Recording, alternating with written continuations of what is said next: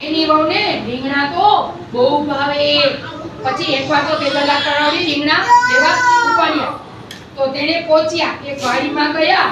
એને ખાતરી કરી કે લીધી કે વાડીવાળો નથી તો એને કેવી રીતના પૂછ્યા વગર રીંગણા લેવા?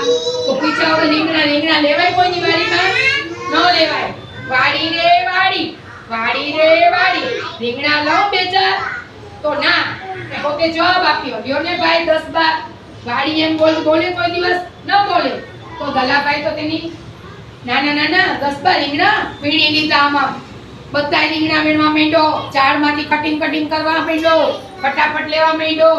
એવું લેવાય કોઈનું? ન લેવાય। પૂછાવો દલાભાઈને બહુ તો રીંગણા જોઈને ખુશ થઈ ગયા એકદમ કે આ તો મફત લેવા, આ તો સરસ લેવા, એનાથી પૈસા ન લેવા, આ તો મફત લેવા।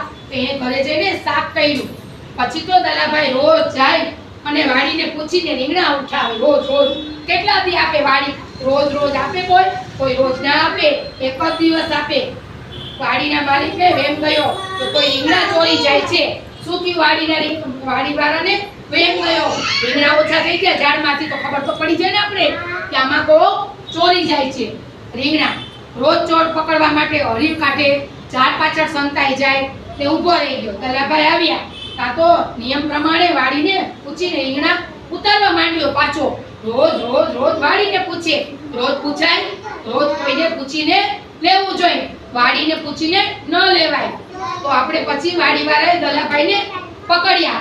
દલાભાઈ કહે હું ક્યાં તમને એમ લઉં છું, તો વાડીને પૂછીને લઉં છું।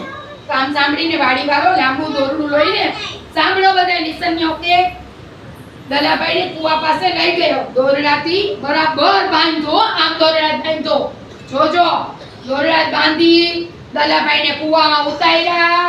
અહીંયા કુવો તો કુવામાં ઉતાર્યા। દલાભાઈ પાણીના અડધા ડૂબી ગયો।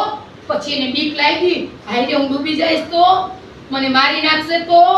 પછી ડૂબકા ખવડાવ્યા બે ચાર, આમ ડબક ડબક ડબક એમ ખવડાવ્યા। પછી દલાભાઈએ સાંભળો વાડીવાળાને હાથ જોડીને માફી માંગી। હવે કોઈની વાડીમાં પૂછ્યા વગર કઈ ચોરીશ નહીં, મહેનતનું ખાઈશ, મહેનતનું હંમેશા ખવાય, ચોરી કરાય નહીં। ચોરી કરીએ તો પોલીસ પકડી જાય। કોણ પકડી જાય? પોલીસ। એટલે ચોરી હંમેશા નહીં કરવાની। ક્લેક કરો હાલ બધાય।